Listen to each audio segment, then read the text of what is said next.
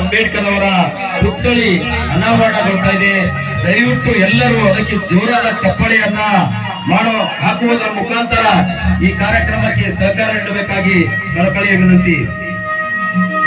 ಈಗಾಗಲೇ ಈ ಕಾರ್ಯಕ್ರಮವನ್ನ ಸ್ವಲ್ಪ ತಡವಾಗಿದ್ರು ಕೂಡ ಡಿ.ಜಿ. ಸಾಗರ್ ಸಾಹೇಬರು ಮತ್ತು ನಮ್ಮೆಲ್ಲರ ನೆಚ್ಚಿನ ಶಾಸಕರಾಗಿರ್ತಕ್ಕಂಥ ಮತ್ತಿಮೂಡ್ ಸಾಹೇಬರು, ಅರ್ಜುನ್ ಭದ್ರೆ ಸಾಹೇಬರು, ಗ್ರಾಮ ಪಂಚಾಯತಿ ಅಧ್ಯಕ್ಷರಾಗಿರ್ತಕ್ಕಂಥ ಜಗನ್ನಾಥ್ ಹೋಳ್ಕರ್ ಅವರು ಮತ್ತು ಎಸ್.ಜಿ. ಭಾರತಿ ಅವರು ಇಂದು ಲೋಕಾರ್ಪಣೆಯನ್ನು ಮಾಡ್ತಾ ಇದ್ದಾರೆ. ದಯಮಾಡಿ ಎಲ್ಲರೂ ಚಪ್ಪಾಳೆಯ ಮುಖಾಂತರ ಡಾಕ್ಟರ್ ಬಾಬಾ ಸಾಹೇಬ್ ಅಂಬೇಡ್ಕರ್ ಅವರ ಮೂರ್ತಿಯ ಅನಾವರಣದಲ್ಲಿ ಪಾಲ್ಗೊಳ್ಳಬೇಕಾಗಿ ವಿನಂತಿ.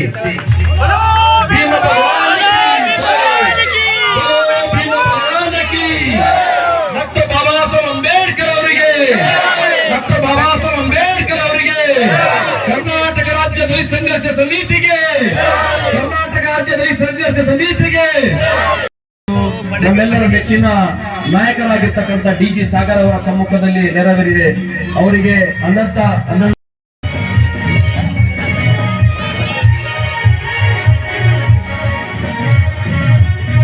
ನೋಡಿ ಎದುರು ನೋಡಿ ಸರ್ ಸರ್ ಸರ್ ಸರ್ ಎದುರು ನೋಡ್ರಿ ಗೌರವಿಸ್ತಕ್ಕಂಥದ್ದು ನಮ್ಮೆಲ್ಲರಿಗೂ ಅತ್ಯಂತ ಹೆಮ್ಮೆಯ ವಿಷಯ. ದಯಮಾಡಿ ಅತಿಥಿಗಳು ಕೂಡ ಈ ಮತ್ತಿಮೂಡ್ ಸಾಹೇಬರಿಗೆ ಮತ್ತು ಡಿ.ಜಿ. ಸಾಗರ್ ಸಾಹೇಬರಿಗೆ, ಸುರೇಶ್ ಹಾದಿಮನಿ ಅವರಿಗೆ, ಎಸ್ ಶಂಕರ್ ಸರ್ ಅವರಿಗೆ, ಎಸ್.ಪಿ. ಸುಳ್ಳನ್ ಸರ್ ಅವರಿಗೂ ಈ ಮೇಲೆ ಇರ್ತಕ್ಕಂಥ ಎಲ್ಲ ಮಾನ್ಯರಿಗೆ ಅನಂತ ಅನಂತ ಧನ್ಯವಾದಗಳು. ಬಹುದಿನಗಳವರೆಗೆ ಇರ್ತಕ್ಕಂಥ ನಮ್ಮ ನಿರೀಕ್ಷೆಯನ್ನ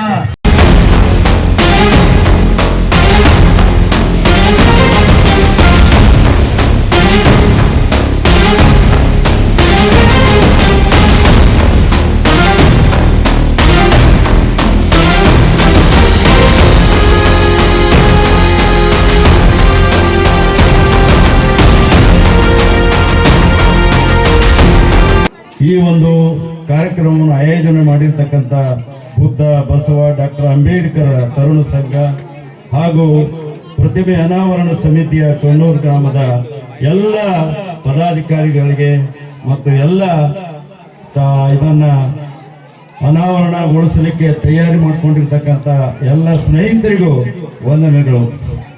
ಇವತ್ತಿನ ಸಂದರ್ಭದಲ್ಲಿ ಡಾಕ್ಟರ್ ಬಾಬಾ ಸಾಹೇಬ್ ಅಂಬೇಡ್ಕರ್ ಅವರ ಪ್ರತಿಮೆಗಳನ್ನ ಇಂಡಿಯಾ ದೇಶದಲ್ಲಿ ಹಳ್ಳಿಗಳಲ್ಲೂ ಕೂಡ ಬಹಳಷ್ಟು ಇವತ್ತು ಅನಾವರಣಗೊಳ್ತಕ್ಕಂಥದ್ದನ್ನು ನೋಡ್ತಾ ಇದ್ದೀವಿ.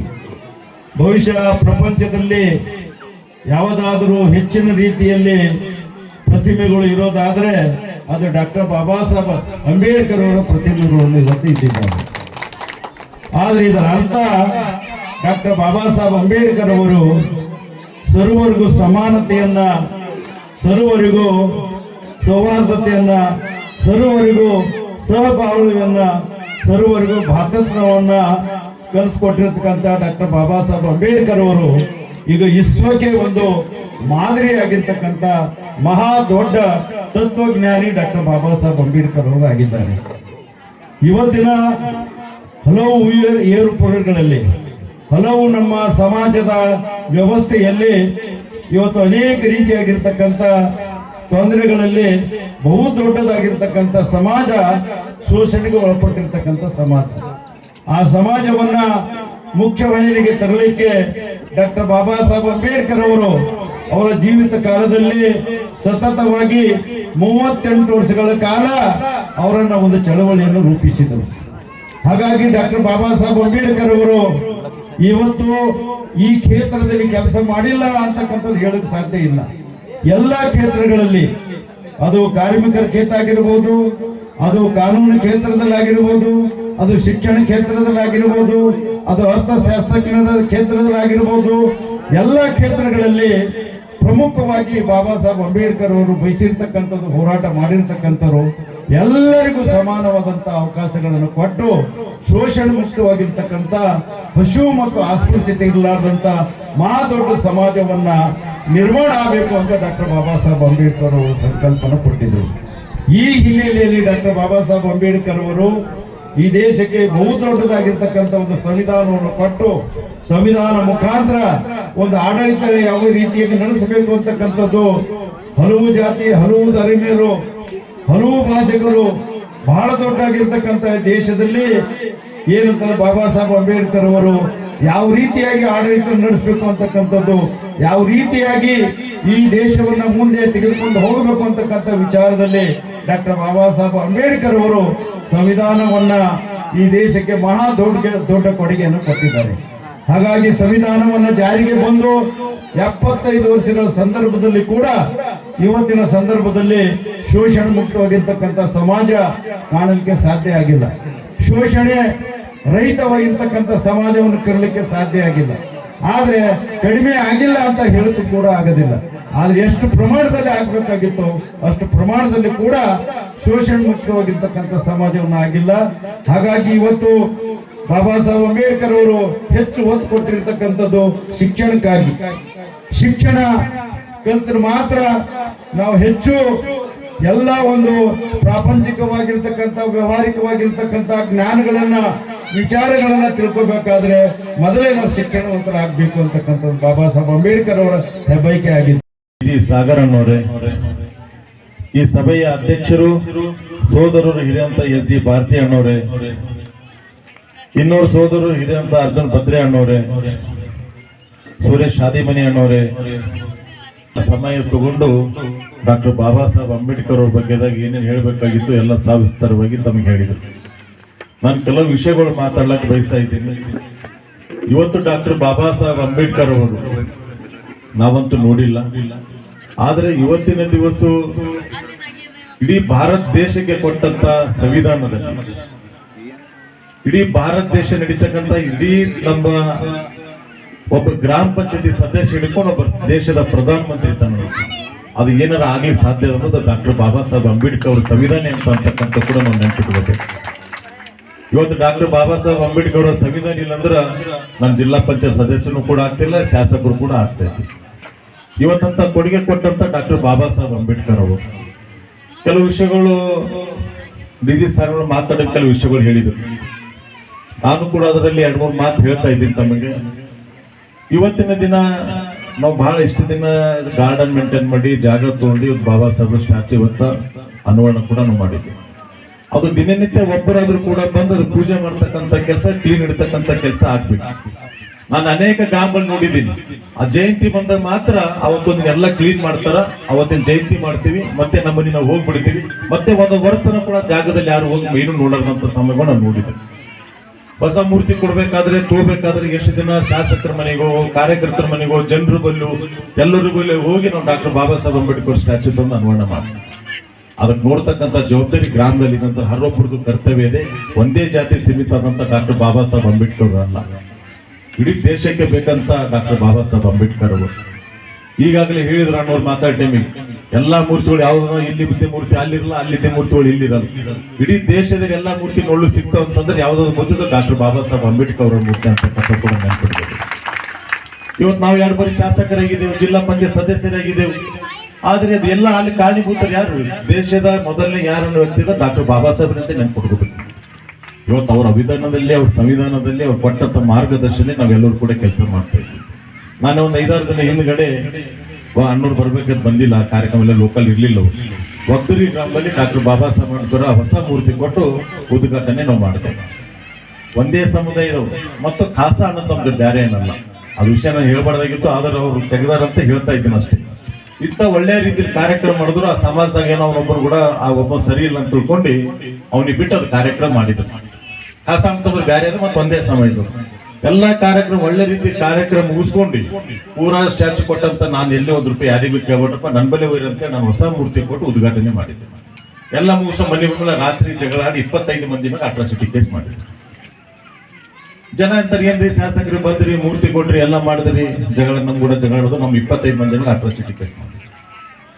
ಆದ್ರೆ ಈ ರೀತಿ ಅದ್ರಲ್ಲಿ ಏನ್ ಫೈದೆ ಅದು ನನ್ಗೆ ಗೊತ್ತಿಲ್ಲ. ಅಣ್ಣವ್ರು ಕೂಡ ಕೂತ ಅದೇ ಚರ್ಚೆ ಮಾಡ್ತಾ ಇದ್ದೆ. ನಾವು ತಮಗ್ ಒಳ್ಳೇದಾಗಿದ್ದಿಲ್ಲ, ತಮಗ್ ಕೆಟ್ಟದಾಗಿತ್ತಂದ್ರೆ ಅನೇಕ ಜನ ಅಧಿಕಾರಿಗಳು ಇರ್ತಾರೆ, ಹೋಗಿ ಭೇಟಿಯಾಗಿ ಸರ್ ನಮ್ಗೆ ಈ ರೀತಿ ಅನ್ಯಾಯ ಆಗ್ತಾ ಇದೆ, ನಮ್ಗೆ ಅದು ಕೆಲಸ ಮಾಡ್ಕೊಡ್ರಿ, ನೀವು ಈ ರೀತಿ ಹೇಳಿ ಅಂತ ಹೇಳ್ತಕ್ಕಂಥ ಕೆಲಸ. ನಾವು ಅಟ್ರಾಸಿಟಿ ಮಾಡಲು ಒಂದ್ರಲ್ಲಿಂದ ಪೂರಾ ನಾವು ಗೆದಿತೀವಿ ಅಂತಕ್ಕಂಥದ್ದಲ್ಲ. ಅದು ನೀವು ಮಾಡಿದ ಹೊತ್ತಿಗೆ ಸ್ವಲ್ಪ ಸರಿ ಅನಿಸ್ಬೋದು ನಮಗೆ. ನಾನು ದಲಿತ ಕುಟುಂಬನೇ, ನಾನು ದಲಿತಾಗೆ ಈ ವಿಷಯ ಹೇಳ್ತಾ ಇದ್ದೀನಿ. ಯಾಕಂದ್ರೆ ಅಣ್ಣವ್ರು ಹೇಳಿದ್ರು, ನನ್ಗಿಂತ ಹಿರಿಯರು ಹೇಳಿದ್ರು ಮಾತಾಡಿ ಅದೊಂದು ಮಾಡಲಿಂದ ಒಂದೇ ನಾವು ಸುಧಾರಣೆ ಆಗಕ್ಕೆ ಸಾಧ್ಯ ಇಲ್ಲ. ನಮಗೆ ಏನೇನು ಕೆಲಸಗಳು ಆಗ್ಬೇಕಾದ್ರೆ ನಾವು ಎಲ್ಲರೂ ಕೂಡ ತಿರುಗಾಡಿ ಕೆಲಸ ಮಾಡ್ತಕ್ಕಂಥ ವಿಚಾರ ಮಾಡ್ಬೇಕು. ಆಗಿಲ್ಲ ಅಂದ್ರೆ 10 ಸಲ ಅವ್ರ ಮನೆಗೆ ಹೋಗಿ ಕೆಲಸ ಮಾಡ್ತಕ್ಕಂಥ ವಿಚಾರ ಮಾಡ್ಬೇಕು. ಆದರೆ ಇವತ್ತಿನ ದಿವಸ ನನ್ನ ಕ್ಷೇತ್ರದಲ್ಲಿ ಹಿಂದೆ 5 ವರ್ಷದಲ್ಲಿ ನಾನು ವಿಚಾರ ಮಾಡಿದ್ರೆ 3-4 ಅಟ್ರಾಸಿಟಿ ಕೇಸ್ ಹಿಂದಿನ 5 ವರ್ಷದಲ್ಲಿ ನಮ್ಮಲ್ಲಿ ಆಗಿದೆ. ಆದ್ರೆ ಈ ವರ್ಷದಲ್ಲಿ ದಿನ ಎವರೇಜ್ 2-3 ಅಟ್ರಾಸಿಟಿ ಕೇಸ್ಗಳು ಆಗ್ತವೆ. ಅದ್ರಲ್ಲಿ ಏನು ಕೆಲಸ ಕೂಡ ಪೂರ ಆಗೋದಿಲ್ಲ. ನೀವೇನ್ ಬೇಕಂತೀರಿ, ನೀವೇನ್ ಕೇಳಿರ್ತೀರಿ, ಅದು ಕೂಡ ಪೂರ ಮಾಡ್ಲಿಕ್ಕೆ ಆಗಂಗಿಲ್ಲ. ಅದು ಒಂದರಲ್ಲಿಂದ ಊರಲ್ಲಿ ಮಧ್ಯದಲ್ಲಿ ಜಾಸ್ತಿ ಆಗ್ತಕ್ಕಂಥ ಕೆಲಸ ಅದಾಗ ಆ ಜಾತಿದೋ ಈ ಜಾತಿದೋ. ಡಾಕ್ಟರ್ ಬಾಬಾ ಸಾಹೇಬ್ ಅಂಬೇಡ್ಕರ್ ಯಾವ್ದು ಜಾತಿ ಸೀಮಿತ ಆದಂತಲ್ಲ, ದೇಶಕ್ಕೆ ಡಾಕ್ಟರ್ ಬಾಬಾ ಸಾಹೇಬ್ ಅಂಬೇಡ್ಕರ್, ಎಲ್ಲಾ ಜಾತಿಗೆ ಡಾಕ್ಟರ್ ಬಾಬಾ ಸಾಹೇಬ್ ಅಂಬೇಡ್ಕರ್ ಅವರು. ಇವತ್ತು ನೋಡ್ತಾರೆ ನಮ್ಮ ದೇಶದ ಪ್ರಧಾನಮಂತ್ರಿ ನರೇಂದ್ರ ಮೋದಿಜಿ ಅವರು ಯಾವ ರೀತಿ ಡಾಕ್ಟರ್ ಬಾಬಾ ಸಾಹೇಬ್ ಅಂಬೇಡ್ಕರ್ ಅವ್ರ ಬಗ್ಗೆ ಎಷ್ಟು ಗೌರವ ಕೆಲಸ ಮಾಡ್ತಾ ಇದಾರೆ ಅಂತಕ್ಕಂಥ ತಾವೆಲ್ಲರೂ ಕೂಡ ನೋಡಿದ್ರೆ. ನಾವೇನ ಮಾತಾಡೋದು ಬಿಜೆಪಿ ಎಮ್.ಎಲ್.ಎ ಬಿಜೆಪಿ ಪರವಾಗಿ ಮಾತಾಡ್ತೇನೆ ನಾನು, ಆದ್ರೆ ಅದು ಯಾವ್ದು ವಿಚಾರ ನಮ್ಮ ಮೇಲೆ ಇಕ್ಕಿಲ್ಲ. ಇವತ್ತು ಲಂಡನ್ದಲ್ಲಿ ಡಾಕ್ಟರ್ ಬಾಬಾ ಸಾಹೇಬ್ ಅಂಬೇಡ್ಕರ್ ಓದಿದಂತ ಸ್ಥಳದಲ್ಲಿ ಹೋಗಿ ನಾನು ಭೇಟಿಗೆ ನಾನು ದರ್ಶನ ಮಾಡಿ ಬಂದಂತ ವ್ಯಕ್ತಿ ನಾನು ಕೂಡ ಒಬ್ಬ ಇದ್ದೀನಿ. ಅವ್ರು ಎಂತ ಮನೆಗಿದ್ದು ಹೋದರೆ ಎಂತ ಮನೆಗಿದ್ದೀರಂತಂದ್ರೆ ಇವತ್ತದು ದೇಶದ ಪ್ರಧಾನಿ ನರೇಂದ್ರ ಮೋದಿ ಅವರು ಇವತ್ತು ಖರೀದಿ ಮಾಡಿ ಡಾಕ್ಟರ್ ಬಾಬಾ ಸಾಹೇಬ್ ಅವ್ರ ಮೂರ್ತಿ ಇಟ್ಟು ಹರೊಬ್ಬರು ಹೋದ್ರೆ ಇಲ್ಲಿ ಹೋಗಿ ಬರ್ತಾ ಇದ್ದಾರೆ.